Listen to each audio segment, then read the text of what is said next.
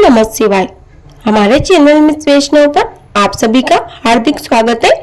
आज हम इस वीडियो में हरितालिका तीज व्रत कथा श्रवण करेंगे। तो आइए कथा शुरू करते हैं। आप प्रेम व श्रद्धा के साथ कथा का श्रवण कीजिएगा। प्रेम से बोलिए शंकर भगवान की जय, माता पार्वती की जय, तीज मैया की जय। श्री परम पावन भूमि कैलाश पर्वत पर विशाल वटवृक्ष के नीचे भगवान शिव पार्वती सभी गणों से बागांबर पर विराजमान थे। बलवान वीरभद्र, भृंगी, शृंगी, नंदी आदि अपने अपने पैरों पर सदाशिव के दरबार की शोभा बढ़ा रहे थे। गंधर्वगण भगवान शिव के स्तुति गान में संलग्न थे। उसी सुअवसर पर महारानी पार्वती जी ने भगवान शिव से दोनों हाथ जोड़कर प्रश्न किया कि हे महेश्वर, मेरे बड़े सौभाग्य है जो मैंने आप जैसे पति को वरण किया है। क्या मैं जान सकती हूँ कि मैंने वह कौन सा पुण्य अर्जन किया है? आप अंतर्यामी है, मुझ दासी को वर्णन करके बताने की कृपा करें। महारानी पार्वती जी की ऐसी प्रार्थना सुनने पर शिव जी बोले, तुमने अति उत्तम पुण्य का संग्रह किया था जिससे मुझे प्राप्त किया है। वह अति गुप्त व्रत है। मैं तुम्हें वह व्रत बताता हूँ। भाद्रपद मास के शुक्ल पक्ष की तीज का व्रत हरतालिका तीज व्रत के नाम से प्रसिद्ध है। यह व्रत जैसे तारागणों में चंद्रमा, नवग्रहों में सूर्य, वर्णों में ब्राह्मण, देवताओं में गंगा, पुराणों में महाभारत, वेदों में सोम, इंद्रियों में मन, ऐसा यह व्रत श्रेष्ठ है। जो तीज हस्त नक्षत्र युक्त पड़े वह और भी महान पुण्यदायक होती है। ऐसा सुनकर पार्वती जी ने कहा, हे महेश्वर, मैंने कब और कैसे यह तीज का व्रत किया था विस्तार के साथ श्रवण करने की मेरी इच्छा है। इतना सुन भगवान शंकर बोले कि भाग्यवान उमा, भारतवर्ष के उत्तर में हिमालय श्रेष्ठ पर्वत है। उसके राजा का नाम हिमाचल है। वहाँ पर तुम भाग्यवती रानी मैना से पैदा हुई थी। तुमने बाल्यकाल से ही मेरी आराधना करना आरंभ कर दिया था। कुछ उम्र बढ़ने पर तुमने हिमालय की दुर्गम गुफाओं में जाकर सहेली सहित मुझे पाने के लिए तप आरंभ किया। तुमने ग्रीष्म ऋतु में बाहर चट्टानों पर आसन लगाकर तप किया। वर्षा ऋतु में बाहर पानी में तप किया। हिम ऋतु में पानी में खड़े होकर मेरे ध्यान में संलग्न रही। इसी प्रकार 6 ऋतुओं में तपस्या करने पर भी जब मेरे दर्शन न मिले तब तुमने उधर मुख होकर केवल वायु का सेवन किया।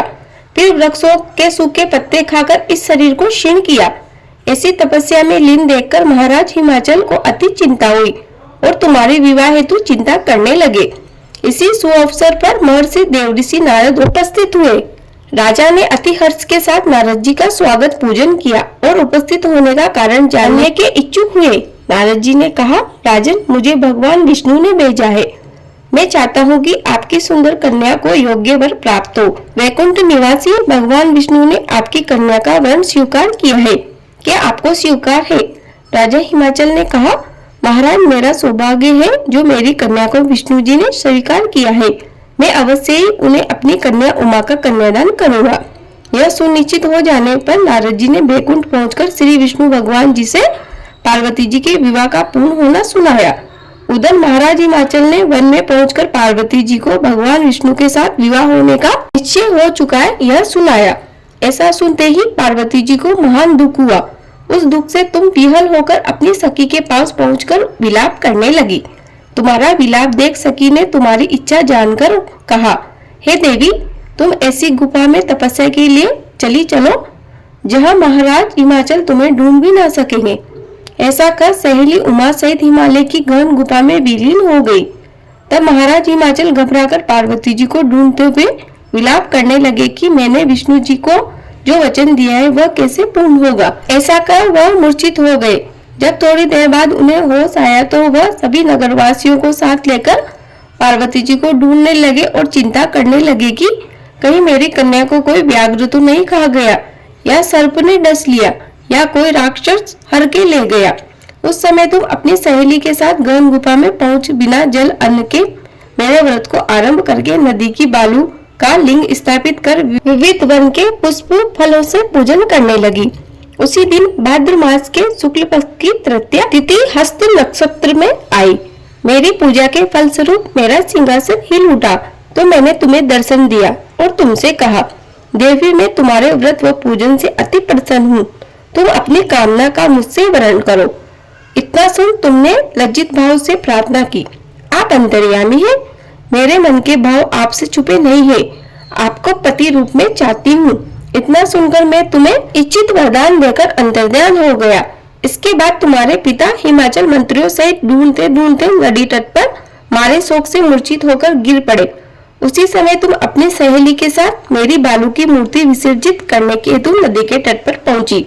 उसी समय तुम्हारे नगर निवासी मंत्रीगण सहित हिमाचल तुम्हारे दर्शन कर अति प्रसन्नता को प्राप्त हुए और लिपट लिपट कर रोने लगे और बोले, उमा तुम इस भयंकर वन में कैसे चली आई? यह जंगल अति भयानक है।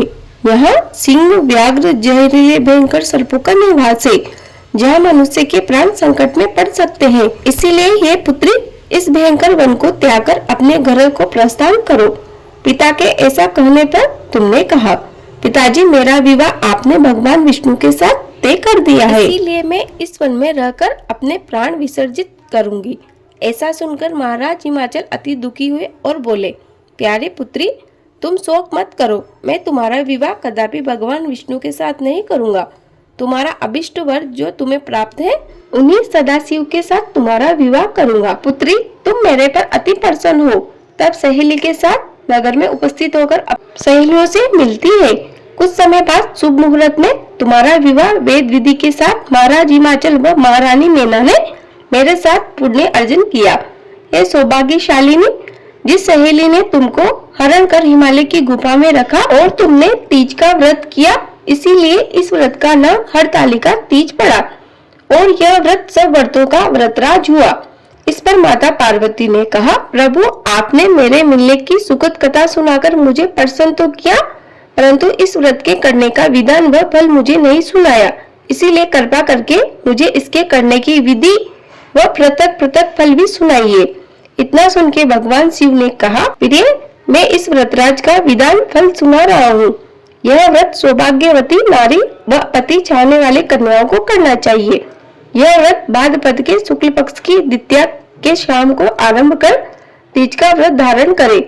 यह व्रत निराहार बिना फल आहार व निर्जला रहकर करना चाहिए।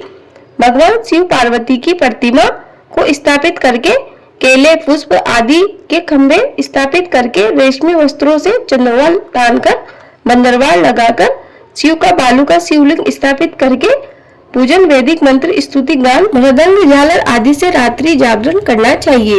और भगवान शिव का पूजन करने के बाद फल, फूल, पकवान, लड्डू, मेवा, मिष्ठान, तरह तरह के भोग की सामग्री समर्पण कर ब्राह्मण को द्रव्य, अन्न, वस्त्र, पात्र आदि का दान श्रद्धा युक्त देना चाहिए।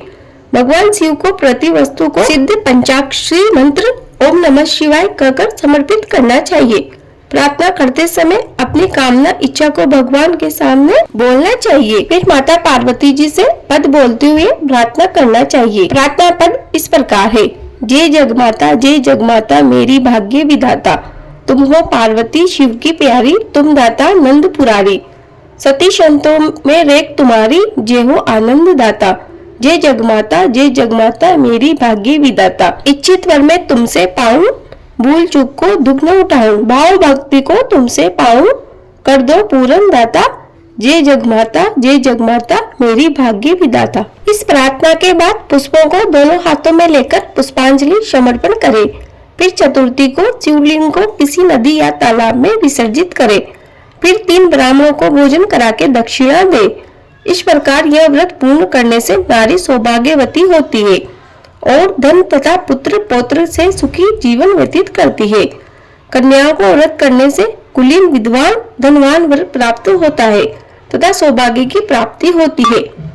हे देवी, जो सौभाग्यवती नारी इस व्रत को नहीं धारण करती, वह बार बार वैधव्य व पुत्र शोक को प्राप्त। जो नारी तृतीया के दिन व्रत रखकर चोरी से अन्न खाती है, वह सुक्री का जन्म पाती है। जो फल खाती है, वह बंदरिया की योनि प्राप्त करती है। जो जल पीती है, वह जोग का जन्म लेती है। जो दूध पीती है, वह सर्पणी का जन्म ग्रहण करती है। जो नारी मांस खाती है, वह बागिन बनती है। जो दही खाती है, वह बिल्ली का जन्म पाती है।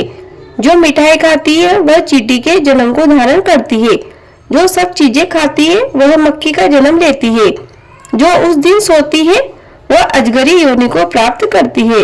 हे उमा, जो इस व्रत को श्रद्धा विधि से धारण करती है वह मुझसा पति प्राप्त करती है। दूसरे जन्म में तुम्हारे समान स्वरूपवान हो करके इस संसार में उत्तम उत्तम सुख भोग को प्राप्त होती है। इस व्रत को करने के बाद सभी नारियां शिव लोकवासी होती है। प्रेम से बोलो शंकर भगवान की जय, माता पार्वती की जय, तीज मैया की जय। मुझे उम्मीद है आपको यह वीडियो अवश्य उपयोगी लगी होगी। प्लीज वीडियो को लाइक करें, शेयर करें, कमेंट बॉक्स में जय श्री राम अवश्य लिखें। इस प्रकार की और कथा कहानी इत्यादि सुनने के लिए हमारे चैनल को एक सब्सक्राइब जरूर करें। साथ ही बेल आइकन प्रेस करना बिल्कुल भी ना भूलें, जिससे कि आने वाली वीडियो का नोटिफिकेशन आपको सबसे पहले मिले। जय श्री राधे कृष्ण। आपका दिन शुभ हो। धन्यवाद।